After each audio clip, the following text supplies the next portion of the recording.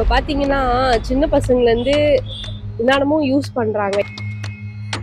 எங்க பார்த்தாலும் சின்ன சின்ன பசங்க எல்லாமே ரவுடிசம் பண்றாங்க. போதைக்கு எதிரான ஒரு இது இருக்கு.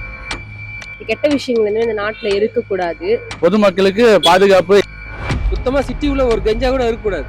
ஸோ புசி ஆனந்த் அண்ட் ஆதவ் அர்ஜுனா இவங்க எல்லாருமே இன்னும் கொஞ்சம் பவரா இருக்கும். செங்கோட்டையன் இந்த பேர் தெரியும்னா செங்கோட்டையன் தெரியும். ஈஸியா சரவணன். யார் கவர்மெண்ட்டாக வந்தாலுமே கேர்ள்ஸ் சேஃப்டி மஸ்ட் இம்பார்ட்டன்ட் அது மெயின்டைன் பண்ணோம் ஸோ இப்போ பார்த்தீங்கன்னா சின்ன பசங்களுக்கும் சேஃப்டி கிடையாது, பெரியவங்களுக்குமே சேஃப்டி கிடையாது. ஸோ இவர் வந்திருக்காரு, இந்த ஜென்ரேஷன் எல்லாரும் ஓட்டு போட்டு வர வச்சிருக்காங்க. ஸோ அவர் அதை இது பண்ணணும், நிறைவேற்றணும்.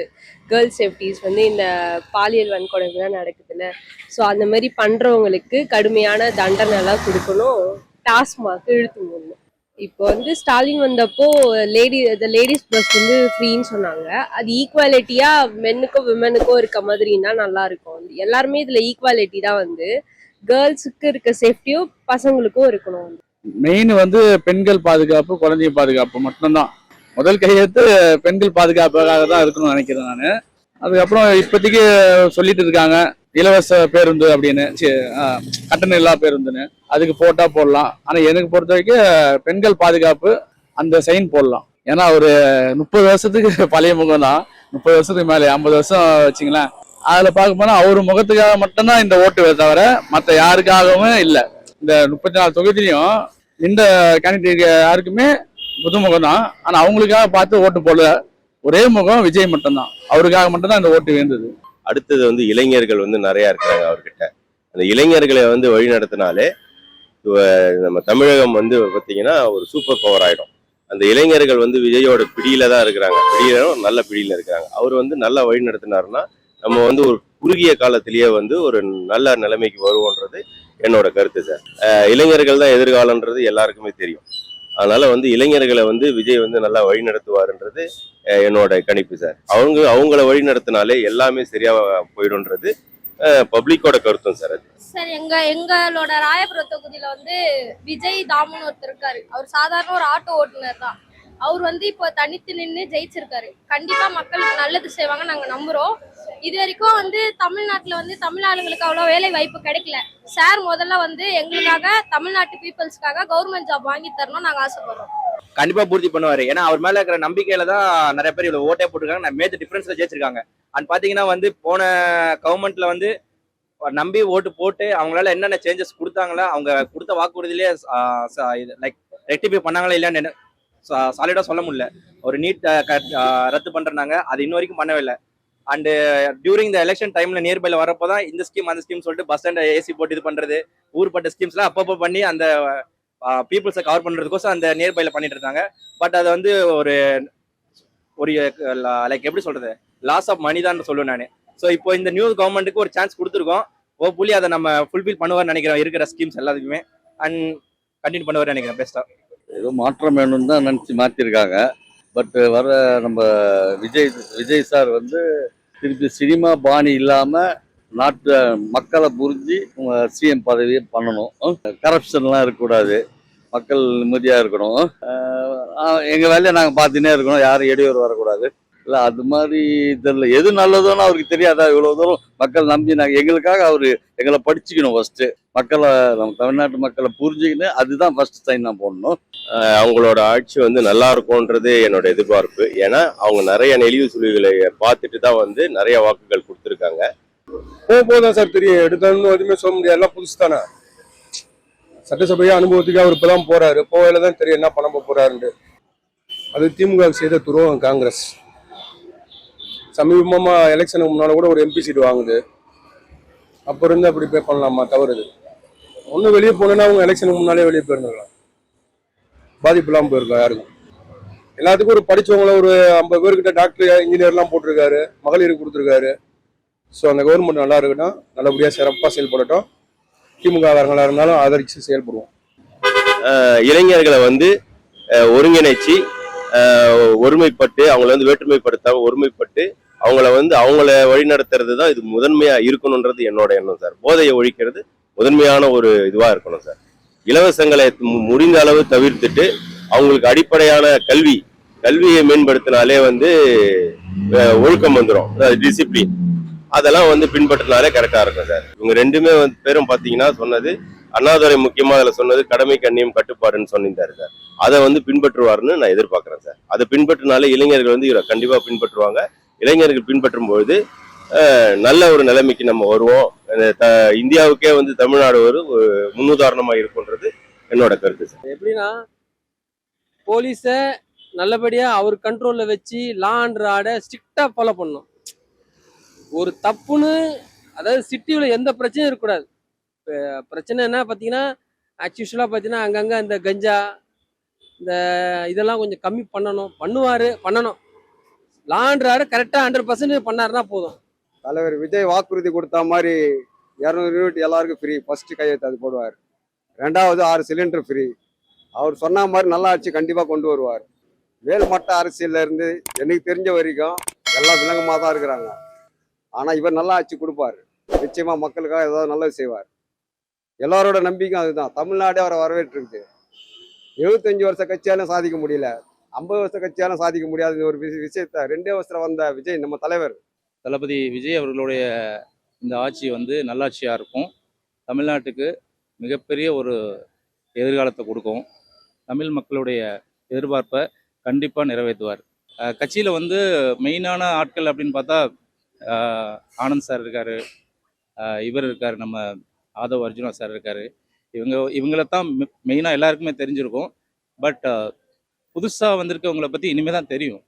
எல்லாமே தலைவர் அவருடைய வழிகாட்டுதலில் தான் இது நடக்கும் அப்படிங்கிற ஒரு நம்பிக்கையில் சொல்கிறேன்.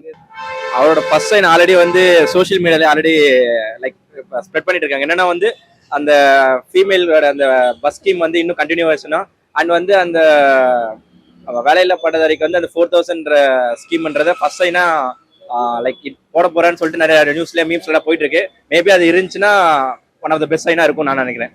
நம்ம எக்ஸ்பெக்ட் பண்ணி நம்ம விஜய் சாருக்கு ஓட் போட்டோம்னா ஃபர்ஸ்ட் பாயிண்ட் வந்து பார்த்தீங்கன்னா பெண்களோட பாதுகாப்பு. ஸோ இப்போ லேட்டஸ்டாக பார்த்தீங்கன்னா நிறைய இடத்துல ஒரு சின்ன பசங்க கூட ஒரு பாதுகாப்பான நிலைமையில இருக்க முடியல. ஸோ பெண்களுக்கான பாதுகாப்பை ஒரு ஃபர்ஸ்ட் பாயிண்ட்ல கையெழுத்துட்டாருன்னா எங்களுக்குலாம் ரொம்ப சந்தோஷமா இருக்கும். ஆக்சுவலா வந்து இப்போ வந்து எல்லாரும் கிரிட்டிசைஸ் பண்ணிட்டு இருக்காங்க. இந்த மாதிரி 6 கேஸ் சிலிண்டர் கொடுக்க போறாரு, ஜெல்ஸ் கொடுப்பாரு எப்படி அப்படின்ட்டு. எங்க கட்சியிலயும் வந்து நிறைய படிச்சவங்க இருக்காங்க, நாலேஜ்டு பர்சன் இருக்காங்க. அதாவது அருண்ராஜன் ஒருத்தவர், அவர் வந்து விஆர்எஸ் வாங்கி கவர்மெண்ட்ல இருந்து ரிட்டையர்ட் ஆகி வந்திருக்காரு. அவர் ஒரு இன்கம் டேக்ஸ் ஆஃபீஸர். ஸோ அவரோட நாலேஜோட நாங்க எல்லாமே கரெக்டா பண்ணுவோம். அவர் கரெக்டா ப்ராப்பரா எல்லாமே இது பண்ணுவாருன்னு நாங்க நம்புறோம். எங்க தொகுதியில இருக்கிற குமாரே சொல்லலாம் சார். அவர் வந்து கொஞ்சம் கஷ்டப்பட்டு வந்தவர் தான். பிசினஸ்ல இருந்தாரு, கன்ஸ்ட்ரக்ஷன் வச்சிருந்தாரு. ஏன்னா எங்களுக்கு ரொம்ப அருகாமையில இருக்கிறவர் சார். அவர் வேளச்சேரி தொகுதி சார். அவர் வந்து பாத்தீங்கன்னா எங்களுக்கு ரொம்ப பரிச்சயமான ஒருத்தர். அவரை பத்தி எங்களுக்கு கொஞ்சம் சில விஷயங்களும் தெரியும் சார். அடுத்தது வந்து தாமு சார், கேவி தாமு. அவர் வந்து ரொம்ப வருஷமா அவர் வந்து பழக்கம். இப்ப நாங்க இங்க பக்கத்துல ஒரு மெட்டர்னிட்டி ஹாஸ்பிட்டலுக்கு வந்து விஜய் வந்து அவரோட பிறந்த நாளுக்கு சில குழந்தைங்களுக்கு வந்து மோதிரம்லாம் அணிவிக்க வருவார்.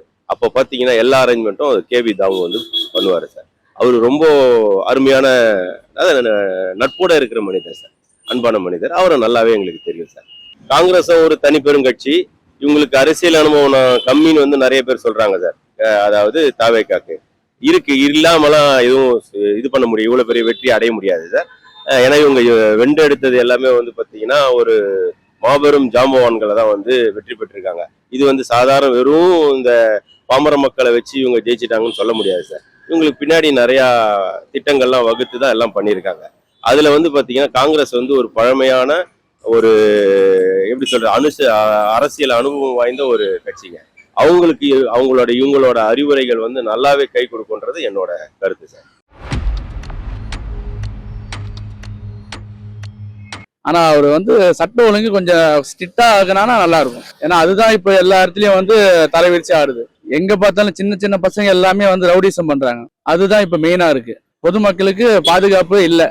இப்ப பாத்தீங்கன்னா சின்ன பசங்கள்ல இருந்து என்னென்னமோ யூஸ் பண்றாங்க, என்னென்னமோ நடக்குது. வந்து சின்ன பசங்க நிறைய பேர் வந்து இதெல்லாம் நடக்குது வந்து. ஸோ அதெல்லாம் வந்து தடுக்கணும். அது ஃபர்ஸ்ட் சைனா இருக்கணும். வந்து கெட்ட விஷயங்கள் எந்த பசங்களுக்கு எது தேவையோ அதை மட்டும் வந்து இது பண்ணா நல்லா இருக்கும். கெட்ட விஷயங்கள் வந்து இந்த நாட்டுல இருக்கக்கூடாது. தமிழ்நாட்டுல எது பண்ணாலுமே இந்த ஒரு தண்டனை இருக்குது, அந்த பயத்துக்கோசமே யாருமே பண்ணாம இருப்பாங்க. அதே மாதிரி பாத்தீங்கன்னா, ரெண்டாவது யாருமே இங்க வந்து ஃப்ரீயா காசு யாருக்கும் தரப்போறது கிடையாது. மக்களோட பணத்தை தான் அவங்க வந்து வர பொசிஷனுக்கு வரவங்க தான் கொடுக்க போறாங்க. அதை கொடுத்தாலே மக்கள் வந்து ஹாப்பியா இருப்பாங்க. அடிப்படையா வந்து மக்களோட எதிர்பார்ப்பு என்னன்னா, ஃபர்ஸ்ட் போதை இல்லாமை, போதைக்கு வந்து எதிரான ஒரு இது இருந்ததுன்னா நல்லா இருக்கும் சார். இந்த லஞ்ச ஊழல் போதை இதெல்லாம் எதுவுமே அறவே இருக்காது நான் நம்புறேன் அவங்க ஆட்சியில. நம்மளோட நெக்ஸ்ட் ஜென்ரேஷன் இளைஞர்கள் ஸ்கூல்ல இருந்தும் காலேஜ்ல இருந்தும் பாத்தீங்கன்னா ட்ரக்ஸுக்கு நிறைய பேர் வந்து அடிமை ஆகுறாங்க. ஸோ அதுல வந்து அவர் ஏதாவது கண்ட்ரோல் பண்ணாருன்னா ரொம்பவே ரொம்ப நல்லா இருக்கும். ஸோ நாங்களாம் அதை எக்ஸ்பெக்ட் பண்றோம், நடக்கும் நம்புறோம்.